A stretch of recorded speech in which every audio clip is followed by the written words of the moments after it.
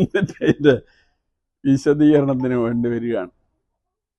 പയ്യന്നൂര് കോൺഗ്രസ് പ്രകടനം നടത്തിയപ്പോൾ ആ പ്രകടനത്തെ ആക്രമിച്ചു.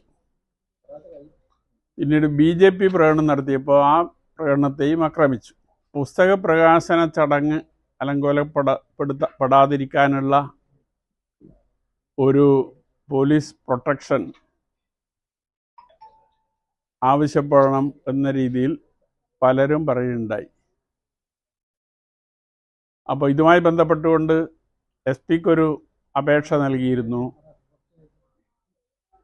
പയ്യന്നൂർ SHO-വിന് അതിൻ്റെ കോപ്പി നൽകിയിരുന്നു. അതുമായി ബന്ധപ്പെട്ടുകൊണ്ട് ഹൈക്കോടതിയിൽ ഒരു പെറ്റീഷൻ മൂവ് ചെയ്തിട്ടുണ്ട്. അത് ഈ പുസ്തക പ്രസാധന ചടങ്ങുമായി ബന്ധപ്പെട്ടുകൊണ്ട് മാത്രമാണ്. മറ്റൊരു കാര്യത്തിനും പോലീസ് പ്രൊട്ടക്ഷൻ ആവശ്യപ്പെട്ടിട്ടില്ല. പുസ്തക പ്രസാധന ചടങ്ങ് അലങ്കോലമാകാതിരിക്കാനുള്ള ഒരു ആലോചനയുടെ ഭാഗമായിട്ടാണ് അങ്ങനെ ഒരു പെറ്റീഷൻ മൂവ് ചെയ്തിട്ടുള്ളത്.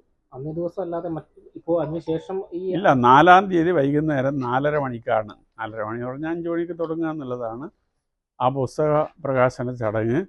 ആ പരിപാടിക്ക് മാത്രമാണ് പോലീസ് പ്രൊട്ടക്ഷൻ ആവശ്യപ്പെട്ടത്.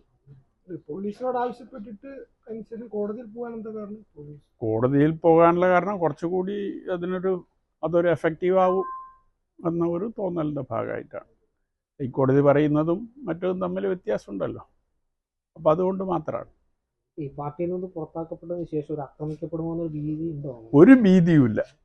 ഇത് ചടങ്ങ് അലങ്കോലമാകരുത് എന്നതാണ്. മറ്റതൊരു ഭീതിയുമില്ല.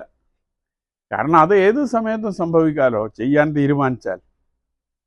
അപ്പം അതിലൊന്നും ഒരു ഭീതിയുമില്ല. ഭീതി ഉണ്ടായ പിന്നെ നടക്കാനേ കഴിയില്ല. അപ്പോൾ അങ്ങനെയൊന്നുമില്ല. അല്ല, സൂചനകളൊന്നുമില്ല. ഈ 2 സംഭവങ്ങൾ നമ്മുടെ മുമ്പിൽ ഉണ്ടല്ലോ. അതുകൊണ്ട് ഇന്ന്